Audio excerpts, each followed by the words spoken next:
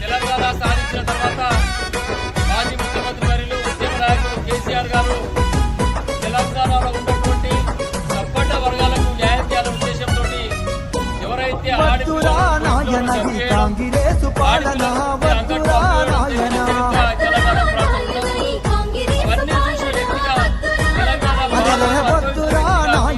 నయవంచన పాలన భక్తురా నాయన